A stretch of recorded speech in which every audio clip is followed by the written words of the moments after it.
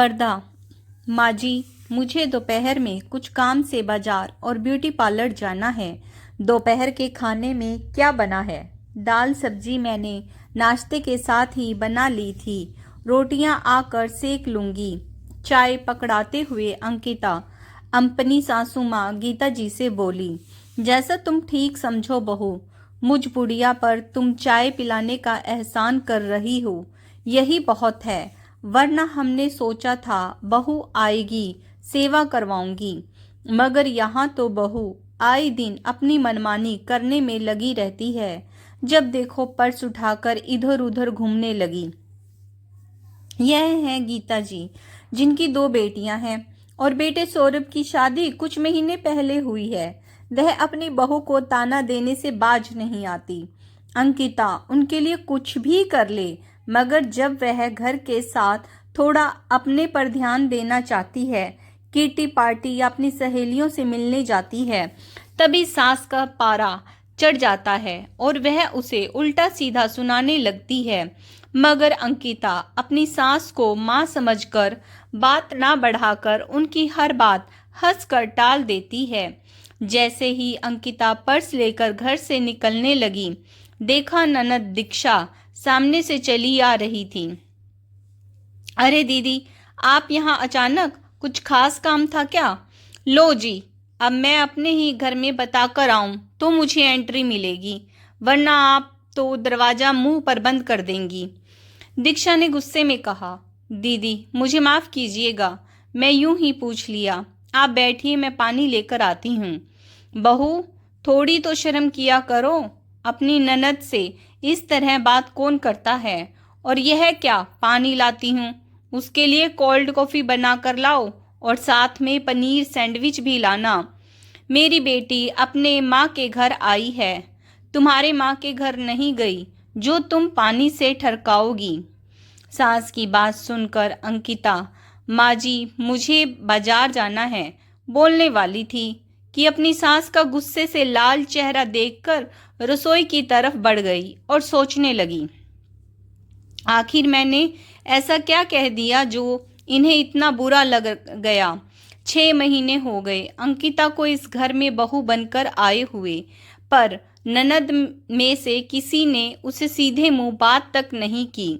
शायद उनकी तरह पैसे वाले परिवार से नहीं थी, इसीलिए उन्हें हक था हर बार उसे नीचा दिखाने का।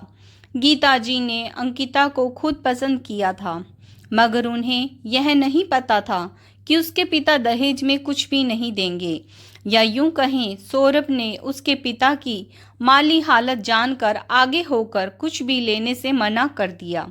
इसीलिए वह हमेशा बहू अंकिता से चिढ़ती रहती है और कहती है, दामाद ने मना कर दिया था, मगर अपनी लड़की को क्यों खाली हाथ भेज दिया? सारे पैसे बचा लिए, नर्क में जाएंगे।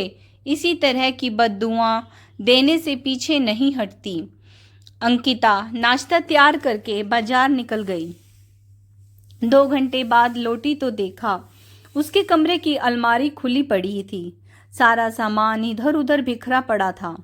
एक लाल पीले रंग की साड़ी, साथ में लोकर से बालियां गायब थीं, जिनकी खाली पैकिंग वहीं पर पड़ी थी। वह दौड़कर सासू माँ के कमरे में पहुंची तो देखा साड़ी दीक्षा के हाथ में थी और बालियां कानों में।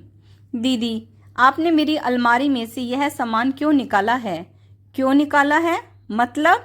इस घर की बेटी है वह, उसका पूरा हक बनता है। वह जो चाहिए यहाँ से ले जा सकती है। तुम कौन होती हो पूछने वाली? सास बोली, बहू यह क्या तेरा मेरा लगा रखा है? जो तुम्हारा है वह इसका है, थोड़े दिन पहनकर वापस कर जाएगी। हमें कोई शौक नहीं है तुम्हारा ये 2 कौड़ी का सामान रखने का। अब जाओ, जाकर अपना काम करो। हाँ, तो मैंने कब मना किया? मगर मेरा सामान लेने का उनका कोई हक नहीं बनता। यह साड़ी मेरी माँ ने विदाई में मुझे दी है, और यह बालियाँ मेरी माँ ने अपनी झुमकी तुड़वा कर बनवाई थी, जिन्हें मैं हमेशा संभाल कर रखना चाहती हूँ। इसीलिए दीदी, आप मेरा सामान मुझे वापस कर दीजिए। अब मैं चुप नहीं रहूंगी। जब से इस घर में आई हूँ तभी से औरों जैसा व्यवहार देख रही हूँ। शुरू में भी दीक्षा दीदी मेरी पेटी में से 2 की जगह 4 साड़ियाँ निकाल कर ले गई थी। उसके बाद मेरी एक घड़ी और सोने का ब्रेसलेट भी बिना पूछे ले गई। मैंने कुछ नहीं कहा, मगर यह मेरी माँ की दी हुई निशानियाँ हैं जिन्हें मैं सहेज कर रखना चाहती हूँ। इसीलिए आप लोग बात ना बढ़ाते हुए मुझे वापस कर दें। मैं आपको बाजार से हूबहू ऐसी साड़ी दिलवा दूंगी। अब आने दे मेरे बेटे सौरभ को, आज तेरी खबर वही लेगा। अरे उसे भी तो पता चले उसकी बीवी उसके बहनों के साथ कैसा व्यवहार करती है। बहुत कहने पर भी ननद ने उसकी साड़ी और बालियां वापस नहीं की। फिलहाल तो अंकिता अपने कमरे में बिखरा सामान समेटने चली गई, मगर आज उसने ठान लिया था इस तरह के व्यवहार को बर्दाश्त नहीं करेगी। सौरभ अगर साथ नहीं देंगे तो तुरंत अपने मायके चली जाएगी। अरे लिहाज करने की भी कोई हद होती है। हर बार बलिदान बहू से क्यों? ऑफिस से सौरभ के घर पहुंचते ही गीता जी और दीक्षा चिल्लाते हुए बोली, बेटा तेरी बीवी मेरी कोई बात नहीं मानती, कहीं भी घूमने निकल जाती है। फिर भी देख मैं मना नहीं करती, मगर आज तो तेरी बहन के साथ बड़ी बदतमीजी की। सीधा सीधा चोरी का इल्ज़ाम लगाया है।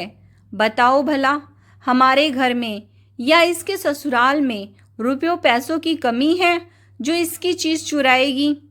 मैं भी कह दिया, दीक्षा आज से इस घर में मत आना, बोलकर जोर जोर से रोने का नाटक करने लगी।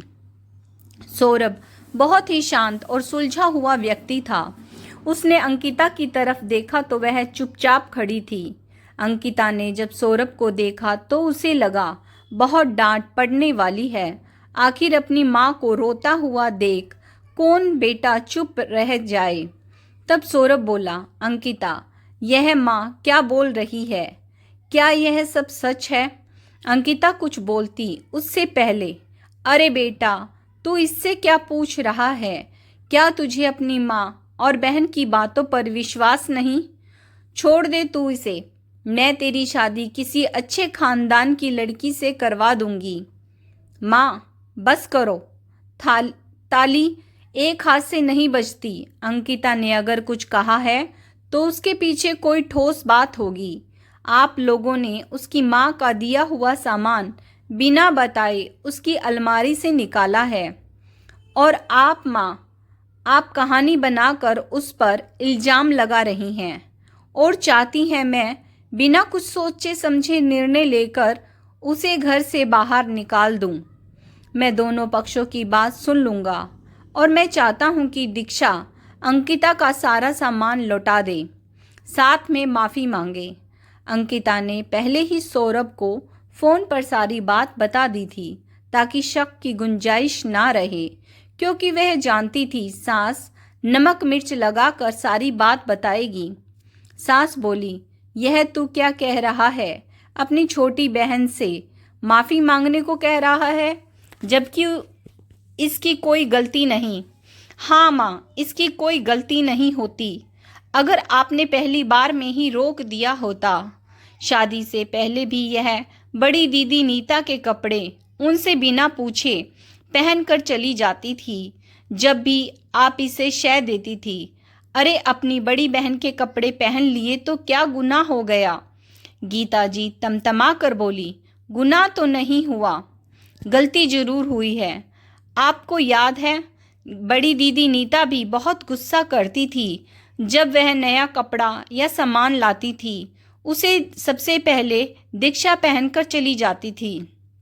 वह भी उसे बिना पूछे हर बार गुस्सा होती, मगर आप हमेशा उन्हीं को समझाती थी। आज उसी का नतीजा है। इसने अंकिता का सामान पहले दिन से ही हक समझकर रखना शुरू कर दिया और आज तक बिना पूछे उसकी अलमारी में से सामान निकाल कर ले गई। छोटी समझकर हम गलतियों पर पर्दा डालते रहे, मगर अब नहीं। अंकिता इसकी भाभी है उसको सम्मान इसे करना होगा। एक और बात कान खोलकर सुन लो, आगे से अगर अंकिता के साथ किसी ने अपशब्द या अपमानजनक बातें की तो मुझसे बुरा कोई नहीं होगा। और माँ आपको याद दिला देता हूँ, यह मेरी पत्नी है, बाजार से लाया हुआ सामान नहीं जो जब चाहा दुकान पर वापस कर दिया। यह मेरी जिम्मेदारी है।